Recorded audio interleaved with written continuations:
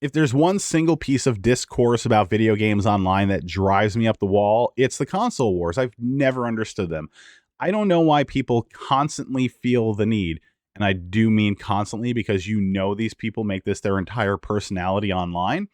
I don't know why they're always compelled to put other people down just to validate their own purchasing decisions. However, if recent reports and rumors are to be believed, the console wars could be coming to an end.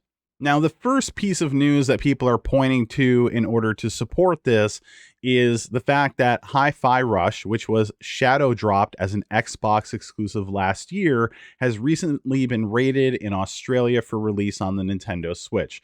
I don't think this is a smoking gun like some people think it is, because Microsoft have worked with Nintendo in this capacity before.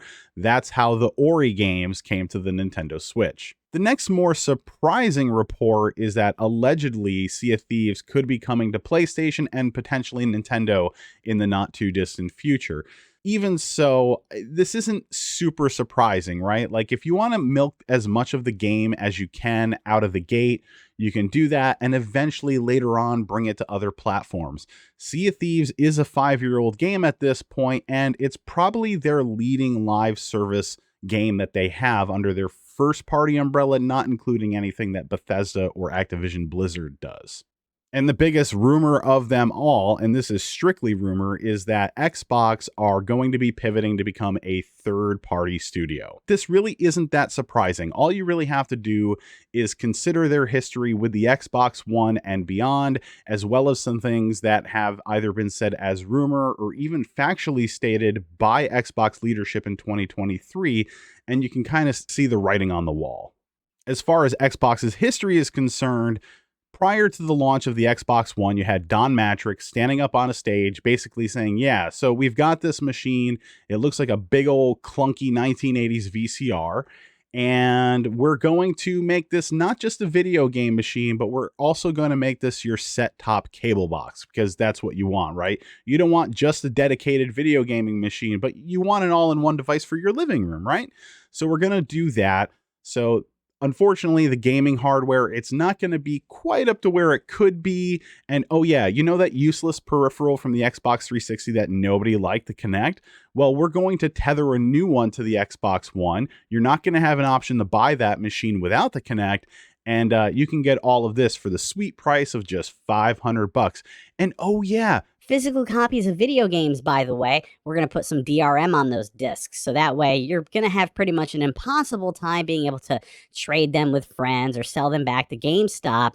And that means your console is basically going to have to always be online. So then when it was time for Sony to unveil the PlayStation 4, they had a quick video of Shuhei Yoshida standing with a physical copy of a game in hand. It was like, this is how you're going to be able to share games on your PlayStation 4. And then he just hands the copy of the game to someone else. Yeah, it was pretty funny. But then the PS4 hardware was revealed, and it was pretty much more powerful than the Xbox One, and it wasn't even close. And it was a dedicated gaming machine with no mention of any other bells and whistles that were meant to share the spotlight. And it was $100 less than the Xbox One. But what really killed Xbox from an optical standpoint was in an interview after the fact with Don Matrick. And he was asked, like, what about the people out there who don't have great internet connections or in a position where they don't have access to internet? And he was just like, yeah, we don't care. We have a solution for those people, and it's the Xbox 360. Move on. Next question. He wasn't quite that passive about it, but from a PR standpoint, that was what absolutely wrecked them, in addition to everything else about the Xbox One that nobody really liked.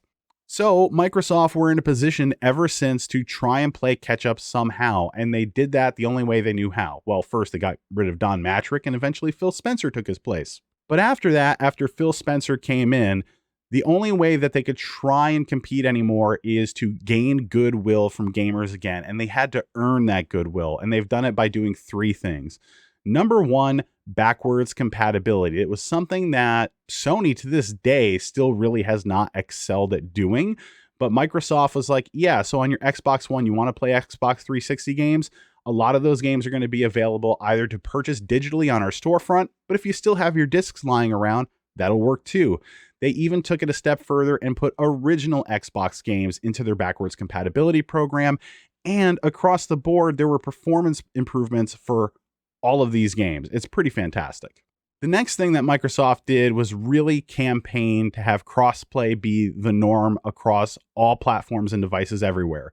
They were like, you know what? Like, this should be a thing. Nintendo, we're going to do it with you with Minecraft. It's not so bad, right? Come on, Sony, join the party. You know you want to be involved, right? And Sony's like, yeah, but we don't want to. And Microsoft was like, come on. And then gamers everywhere was like, yeah, why not? Come on. So then Sony was like, okay. So they relented. And now, because of this whole movement that basically Microsoft kind of kickstarted, crossplay is the norm across everything now, and that's the way that it should be. And the third thing that Microsoft had done was Game Pass, obviously, last but not least, right?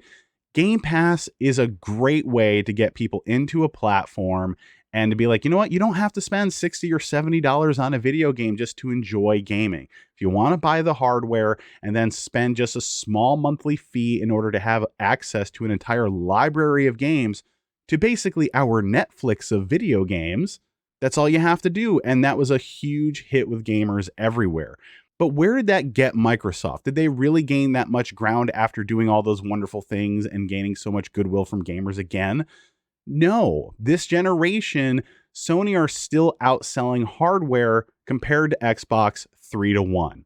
And while Game Pass started out super strong out of the gate, it's kind of faltered for them. At a certain point, despite all the acquisitions that they've made with Bethesda and Activision Blizzard, Game Pass subscriptions have basically plateaued. And that's been problematic for Xbox. It has forced them to sort of see the writing on the wall and to actually acknowledge it publicly. Now, taking all of this into consideration regarding their history and where it's gotten them, there have been some things of interest that I've taken note of that were either rumored or said in 2023.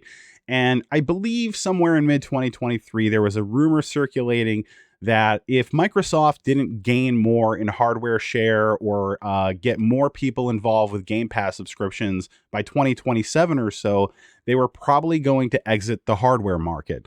Phil Spencer was like, no. Hardware has always been important to us and it always will be. So he kind of shut that down.